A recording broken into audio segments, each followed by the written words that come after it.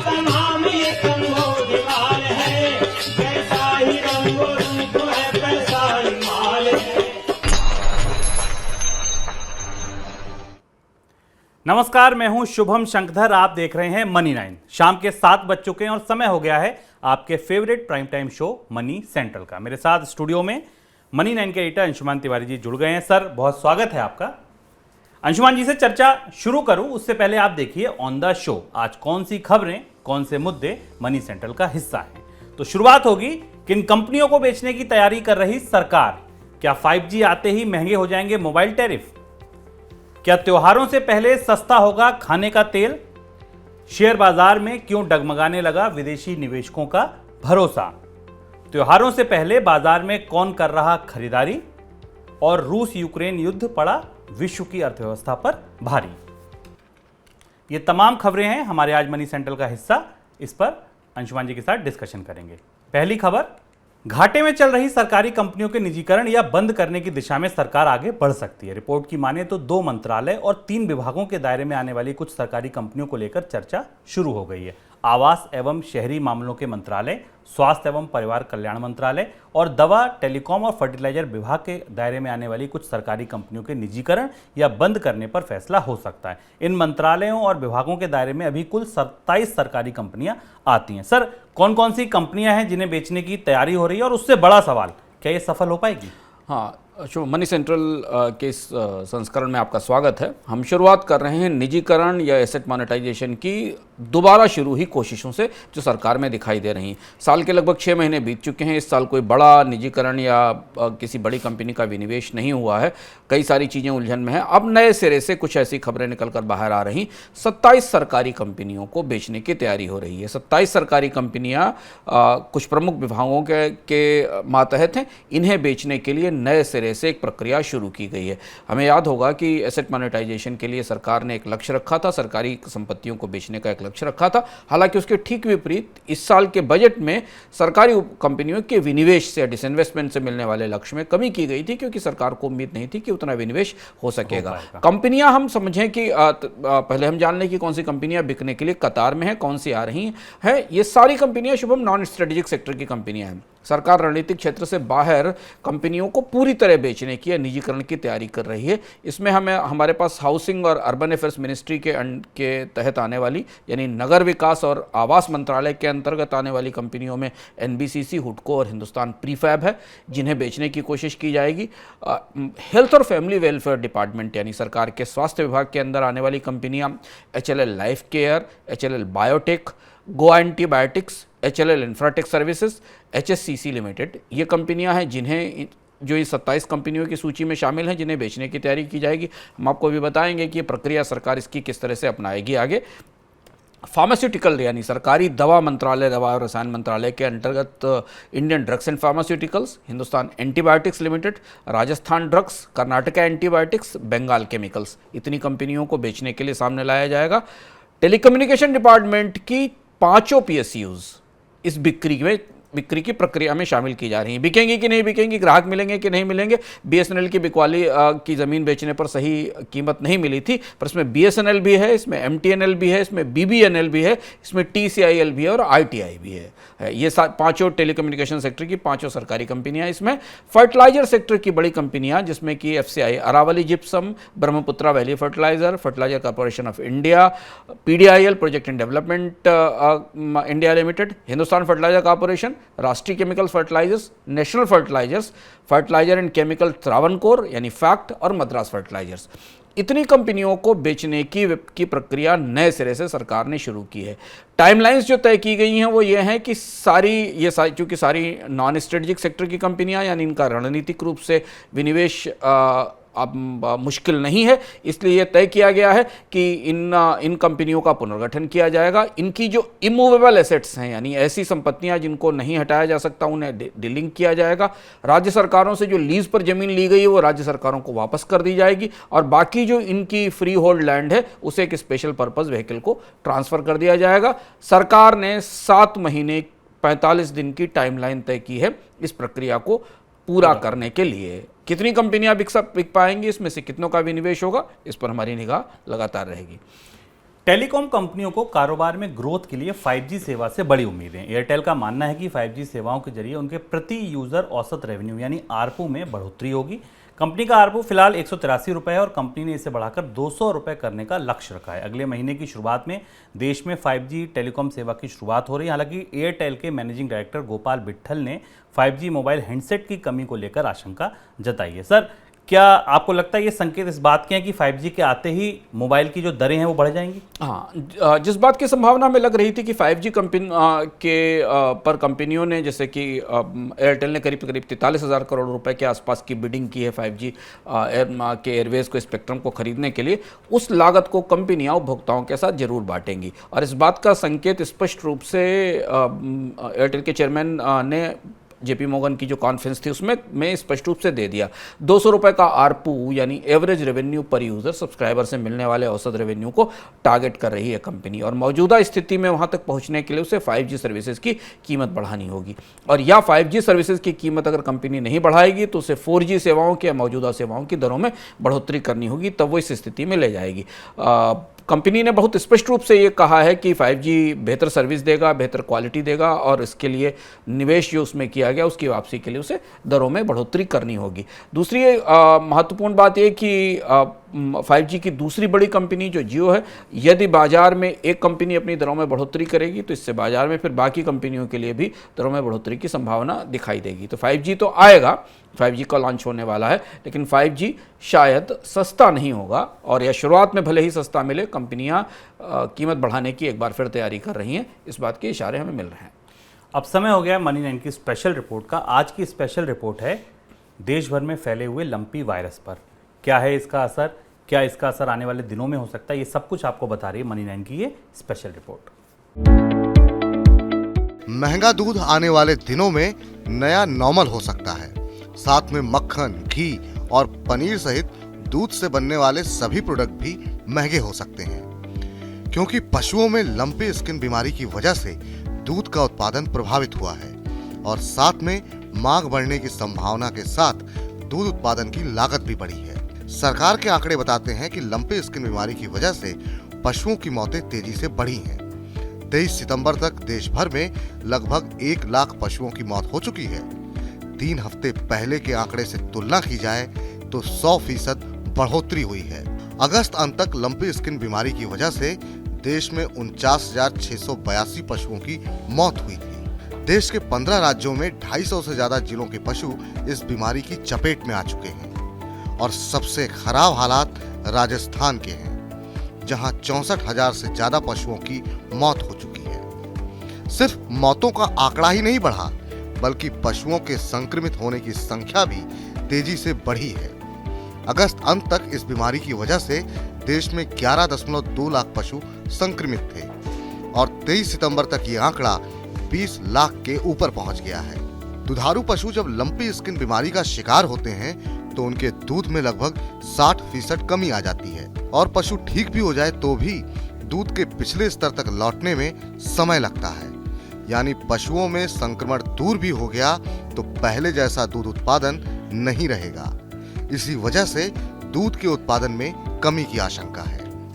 International dairy consultant doctor RS Khanna का मानना है कि जिन राज्यों में लंपी स्किन बीमारी का ज्यादा संक्रमण है, वहां पर दूध के उत्पादन में 2 से 4% की कमी रह सकती है। उनका मानना है कि दूध के उत्पादन में ये कमी लंबी अवधि में मक्खन और घी की सप्लाई पर असर डालेगी, जिस वजह से दूध के साथ मक्खन, घी और अन्य डेयरी उत्पादों के दाम बढ़ सकते हैं। सर्दियों का मौसम सामने है, और सर्दियों में दूध के साथ घी, मक्खन और अन्य डेयरी प्रोडक्ट्स की मांग बढ़ जाती है। इसका असर भी कीमतों पर दिख सकता है। ऊपर से वैश्विक बाजार में डेयरी प्रोडक्ट के बड़े सप्लायर यूक्रेन से भी इस साल ग्लोबल मार्केट में सप्लाई घटने की आशंका है, जिसका असर वैश्विक बाजार में डेयरी उत्पादों की कीमत पर दिखेगा, और भारतीय डेयरी बाजार भी इससे अछूता नहीं रहेगा। मनी 9 के लिए मनोज कुमार। सर, ये वायरस तेजी से फैल रहा है, देश के अधिकांश राज्यों में अब ये फैल चुका है। आपको क्या लगता है, वैक्सीन का कोई असर नहीं हुआ क्या? शुभम, जो बात हम इस पेक्ट से करने की कोशिश कर रहे हैं और जानने की कोशिश कर रहे हैं, लंपी स्किन वायरस की वैक्सीन पहले से मौजूद है क्योंकि ये पुराना रोग है पशुओं में। खाड़ी देशों से में इसके बारे में सबसे पहले पता चला था, लेकिन हमें कुछ अंतर्विरोधी सी सूचनाएं मिल रही हैं। पहली तो महत्वपूर्ण सूचना है कि कुछ इलाकों में वैक्सीन उपलब्ध है जहां वैक्सीनेशन हो रहा है, पर कई सारे क्षेत्रों में वैक्सीन की आपूर्ति और वैक्सीन की सुविधा को लेकर अभी सवाल है। दूसरी चीज़ है कि वैक्सीन की एफिकेसी को लेकर सरकार ने अभी तक हमारे सामने कोई आंकड़ा या सूचना या वैक्सीन की आपूर्ति उपलब्धता को लेकर ऐसा कोई आधिकारिक आंकड़े जारी नहीं किए गए हैं। विशेषज्ञ मान रहे हैं कि जो लंपी स्किन वायरस से इफेक्टेड या उससे संक्रमित जानवर हैं, उन्हें अगर वैक्सीन लगाई भी जाती है तो उनके दूध के उत्पादन की रिकवरी में या उनका जो उसमें काफ़ी समय लगता है। और इसलिए आज हमने ये रिपोर्ट की मनी सेंट्रल में बताने के लिए कि भारत में पशुधन का जो विनाश इस वायरस से हो रहा है, वो उसका सीधा असर भारत में त्योहार के मौसम में दूध की कमी और दूध की कीमतों के ऊपर दिखाई दे सकता है। जिन इलाकों से ये वायरस फैलना शुरू हुआ था वहाँ कुछ हद तक नियंत्रण की स्थिति है, लेकिन इसका दायरा फैलकर अब गुजरात से कई सारे अलग अलग राज्यों में फैल गया। और सबसे ज़्यादा बड़ी चुनौती आवारा पशुओं को लेकर है, यानी वो पशु जो पालतू नहीं है उन्हें लंपी स्किन वायरस पकड़ रहा है। और इसके कारण हमें बहुत जगह से बहुत चिंताजनक या बहुत कष्ट में डालने वाले चित्र भी दिखाई दे रहे हैं पशुओं के। दूध के बाद अब बात खाने के तेल की। विदेशी बाजार में पाम ऑयल की कीमतों में भारी गिरावट आई है और इसका असर घरेलू बाजार में खाने के तेल पर पड़ सकता है। मलेशिया में पाम तेल का भाव 3500 रिंगिट प्रति टन के नीचे आ गया है। भारतीय करेंसी में अगर आप इसे समझें तो 61 रुपये प्रति किलो के करीब है। हालांकि भारत में इसे लाने के लिए इंपोर्ट ड्यूटी देनी पड़ती है और साथ में भाड़ा चुकाना पड़ता है, लेकिन भारतीय बाजार में पाम तेल मलेशिया से दोगुनी कीमत पर बिक रहा है। सोमवार को दिल्ली में जो भाव था वो 120 रुपये प्रति किलो के आसपास था। माना जा रहा है कि आने वाले दिनों में भारतीय बाजार में भी पाम तेल की कीमतों में गिरावट आ सकती है। तेल तिलहन बाजार के बड़े जानकार और गोदरेज इंटरनेशनल के डायरेक्टर दोराब मिस्त्री ने अनुमान लगाया है कि दिसंबर तक मलेशिया में पाम तेल का भाव 2500 रिंगिट का स्तर दिखा सकता है। सर, आपको क्या लगता है कि जो गिरावट अब तक आ चुकी है और अगर हम अभी भी भारत में तेल लगभग दोगुनी कीमत पर बिकता देख रहे हैं, जो गिरावट आई वो पास ऑन नहीं हुई उपभोक्ताओं को? हाँ, कंपनियों ने, अगर आप बाजार में खाद्य तेल के दो उपभोक्ताओं को देखें, एक वो उपभोक्ता जो पैकेट बंद खाद्य तेल का सीधा इस्तेमाल करते हैं उनके स्तर से देखें, और दूसरे वो उपभोक्ता जो थोक में खाद्य तेल का इस्तेमाल किसी उत्पाद को बनाने के लिए करते हैं। मलेशिया के बाजार की कीमत का और भारत के बाजार की कीमत का अंतर हमने आपको इस खबर में बता दिया है कि लगभग दोगुनी कीमत है भारत के बाजार में। इसका मतलब ये है कि कंपनियां जितनी तेज़ी से गिरावट हो रही है उसे पास ऑन नहीं कर पा रही हैं। हालांकि उम्मीद है कि सरकार की तरफ से फिर दबाव बनाया जाएगा। हमें याद होगा कि जब अंतर्राष्ट्रीय बाजार में कीमतें घटना शुरू हुई थी उसके बाद सरकार ने दखल दिया था और कंपनियों से कहा था कि वो कीमतों में कमी को पास ऑन करें। कुछ हद तक वो कीमतों में कमी पास ऑन भी की गई है। कुछ कंपनियों ने अलग अलग जगह अलग अलग तरीके के पैकेजिंग पर कीमत घटाई है। पर दूसरा जो पहलू है वो और महत्वपूर्ण है कि भारत में खाद्य तेल का बड़ा उपयोग फूड प्रोडक्ट बनाने में और खाद्य उत्पाद बनाने में होता है, जिसमें कि क्रूड पाम भी है और जो रिफाइंड पाम है उसका भी इस्तेमाल होता है।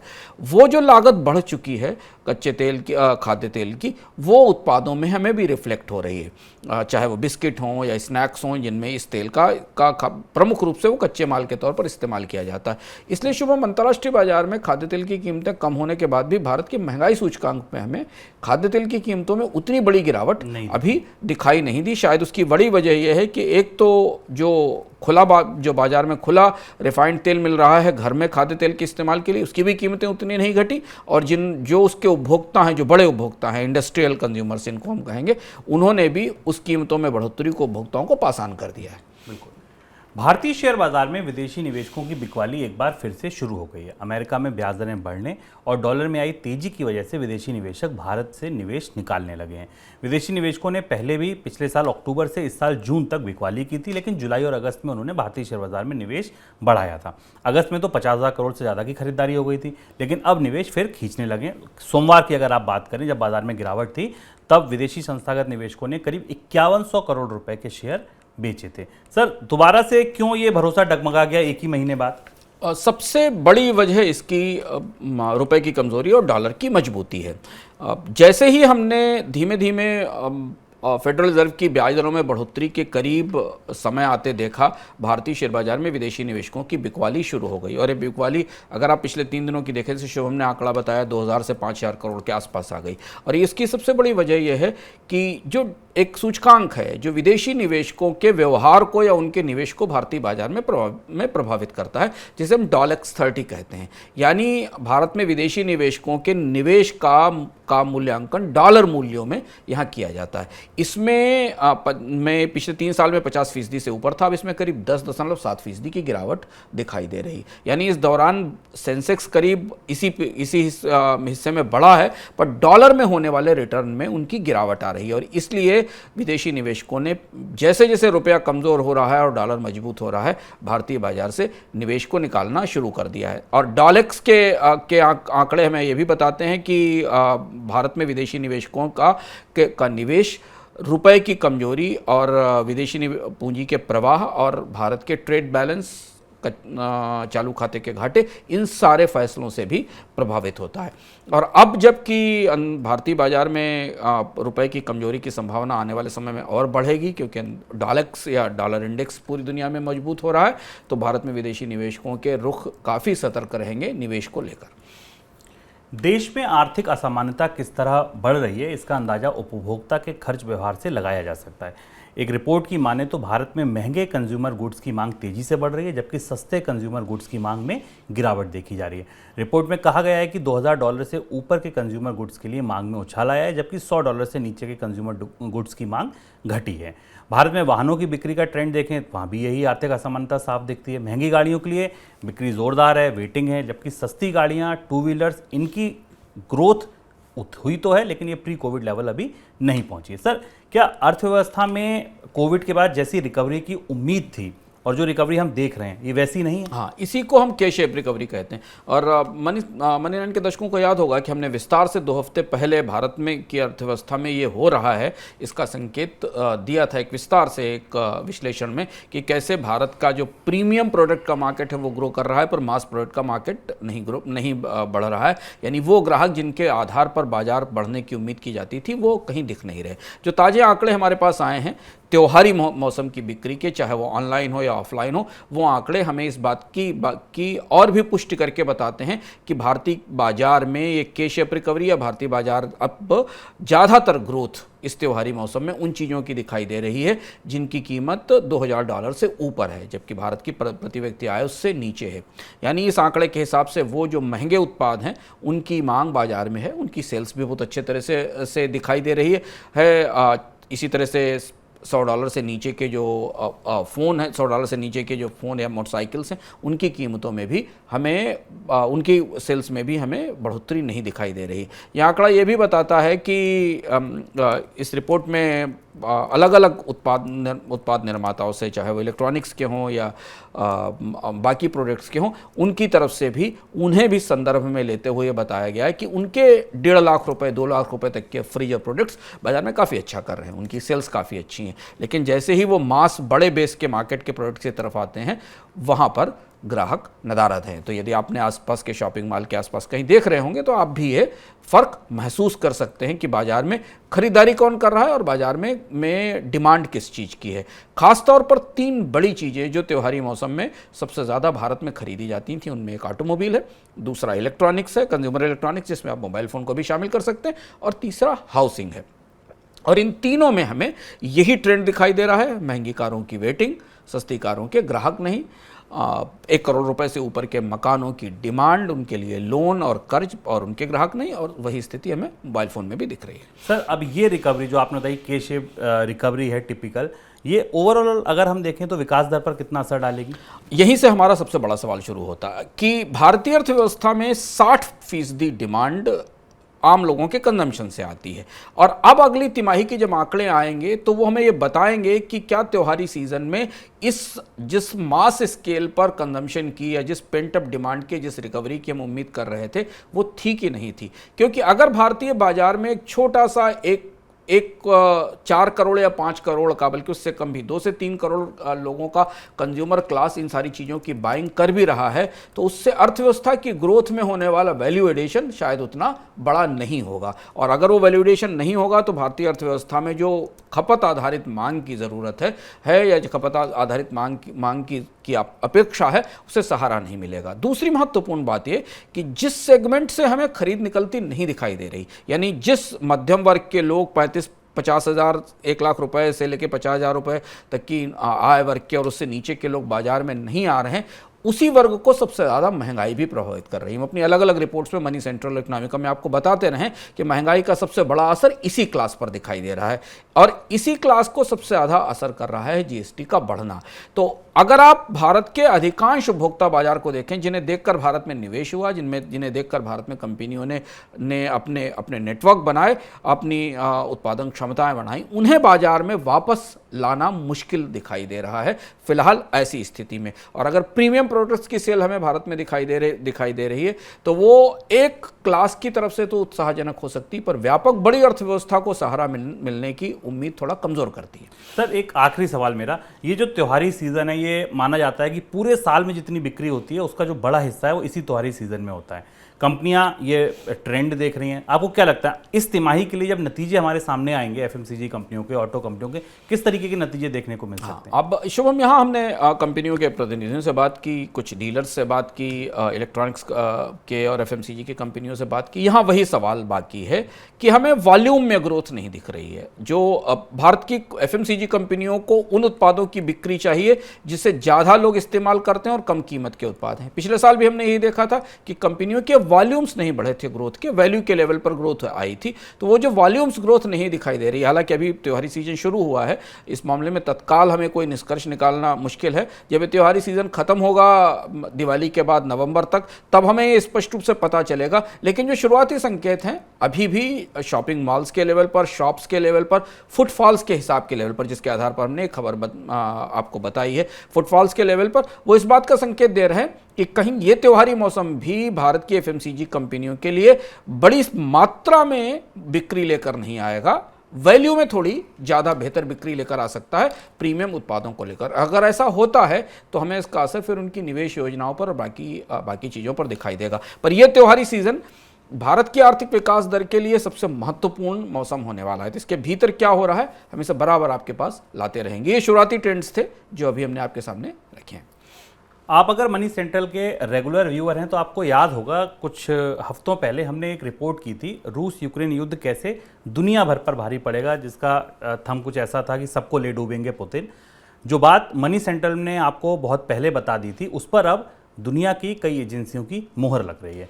रूस यूक्रेन युद्ध का असर वैश्विक अर्थव्यवस्था पर भारी पड़ेगा। यही वजह है कि विकसित देशों के संगठन OECD ने ग्लोबल इकोनॉमी ग्रोथ के अनुमान में भारी कटौती की है। OECD का मानना है कि युद्ध की वजह से ग्लोबल अर्थव्यवस्था को 2.8 लाख करोड़ का नुकसान होगा। संगठन ने 2023 के दौरान वैश्विक अर्थव्यवस्था की ग्रोथ 2.2% रहने का अनुमान लगाया है। जून में 2.8% का अनुमान था। सिर्फ OECD नहीं, विश्व बैंक ने भी ग्रोथ के अनुमान में कटौती की है। विश्व बैंक ने चीन में आर्थिक सुस्ती का हवाला देते हुए पूर्वी एशिया के ग्रोथ अनुमान में बड़ी कटौती की है। ये पहले 5% का था, अब घटकर 3.2% का कर दिया है। सर, क्या बात सही सिद्ध हुई? सबको ले डूबे पुतिन? हाँ, और पुतिन सबको ले डूबे। और पुतिन किन चीज़ों को लेकर ले डूबे, ये बात IMF ने भी कही, वर्ल्ड बैंक ने भी कही, अब OECD का अनुमान भी आ गया। OECD चूंकि यूरोपीय देशों में और विकसित देशों का संगठन है और वो बहुत करीब से यूरोपीय अर्थव्यवस्थाओं के भीतर की जानकारी रखता है, तो उसकी भविष्यवाणी या उसका आकलन काफ़ी भरोसेमंद और विश्वसनीय माना जाता है।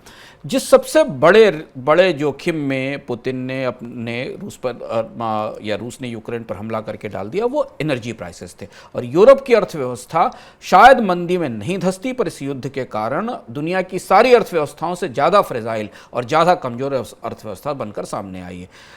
OECD ने अपनी इस रिपोर्ट में कहा है कि $2.8 ट्रिलियन का दुनिया की अर्थव्यवस्था को नुकसान होगा। अर्थव्यवस्था का नुकसान तो भारतीय अर्थव्यवस्था को भी हो रहा है। भारत के रुपए की स्थिति देख लीजिए, भारत के GDP की स्थिति देख लीजिए, यहाँ तक कि चीन की अर्थव्यवस्था को देख लीजिए। पर यूरोप में जो एनर्जी क्राइसिस रही है और जो 50% से ज़्यादा गैस की कीमतें बढ़ी हैं, उन्होंने यूरोप की इकॉनमीज़ को पूरी तरह तहस नहस कर दिया। यूरोप के देश गैस की आपूर्ति के लिए बेहतर कोशिशों में लगे हुए हैं, लेकिन अर्थव्यवस्थाओं को जो नुकसान होना था वो हो रहा है। OECD ने ही भविष्यवाणी की है कि अगले साल जर्मनी की अर्थव्यवस्था मंदी में पहुंच जाएगी। और जर्मनी यूरोप की सबसे बड़ी अर्थव्यवस्था है। जर्मनी का मंदी में जाने का मतलब है कि यूरोप की बाकी अर्थव्यवस्थाओं के मंदी में जाने में देर नहीं लगेगी। रहेगी। OECD ने यूरोपीय देशों को यह भी सलाह दी है शुभम कि अपने जिस स्थिति में एनर्जी प्राइसेस अभी हैं और आने वाले समय में भी ऊर्जा की कीमतों में जो बढ़ोतरी होती रहनी है सप्लाई डिसरप्शंस के कारण, उस वजह से यूरोपीय देशों के पास अब इसके अलावा कोई रास्ता नहीं है कि वो अगले 2-3 सालों में अपनी ऊर्जा खपत को 10 से 15% कम करें,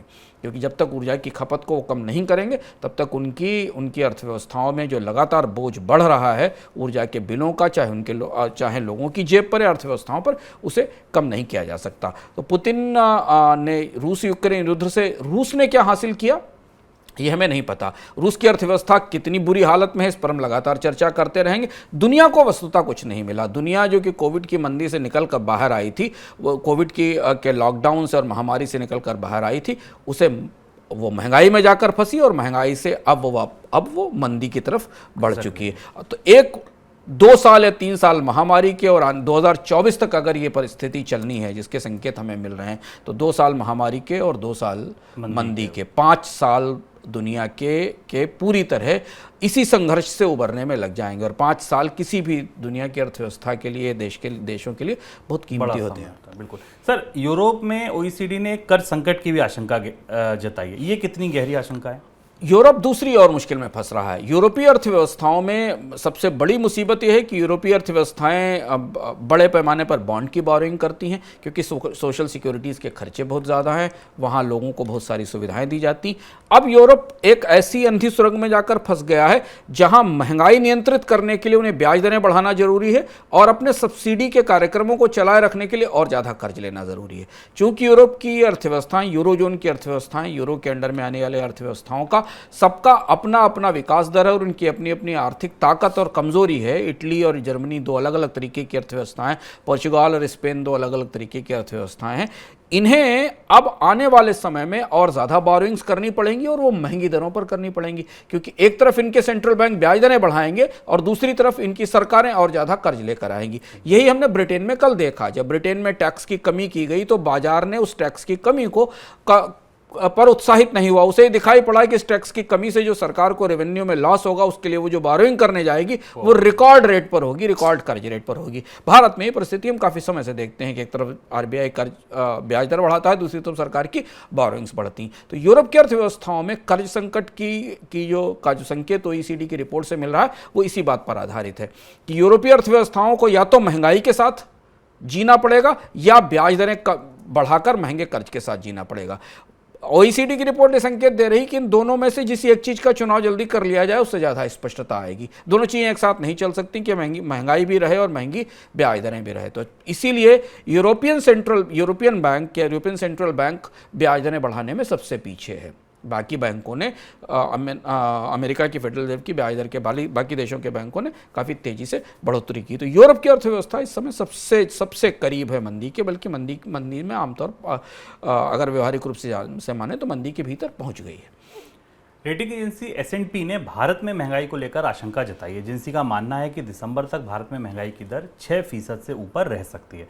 हालांकि S&P ने भारत के ग्रोथ के अनुमान में कोई कटौती नहीं की है। 2022-23 के लिए ग्रोथ का अनुमान 7.3% पर बरकरार रखा है। सर, कल से RBI की MPC की बैठक शुरू होने वाली है।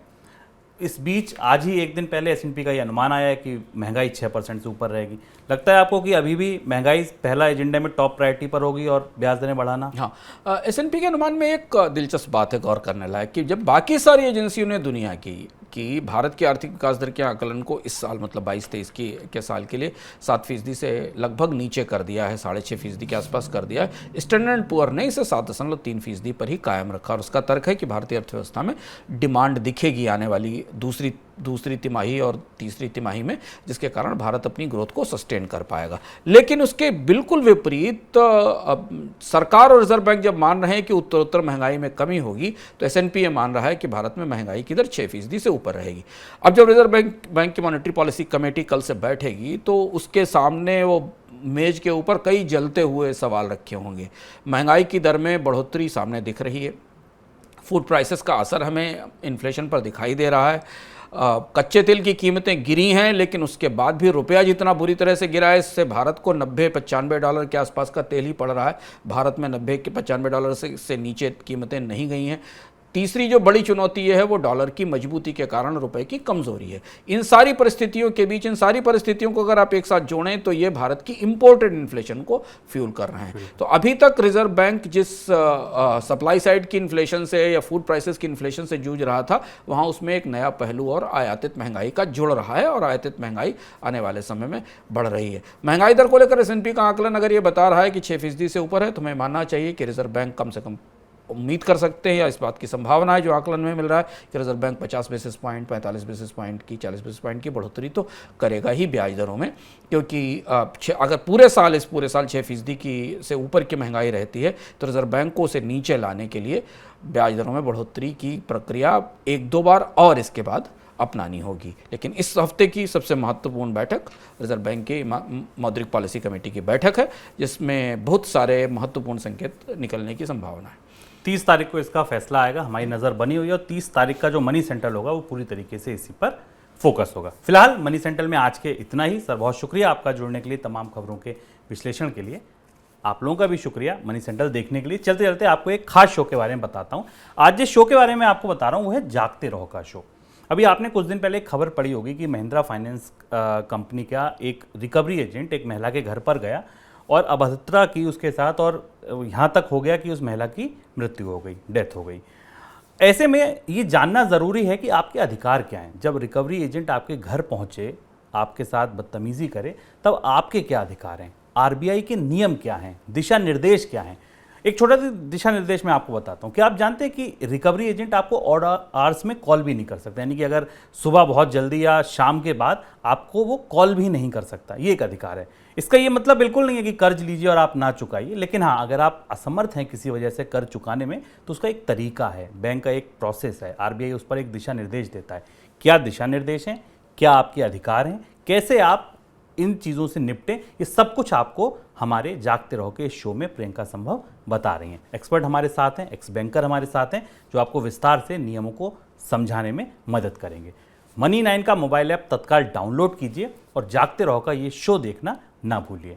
फिलहाल मुझे दीजिए इजाज़त, नमस्कार। का नाम ये संबोधिवार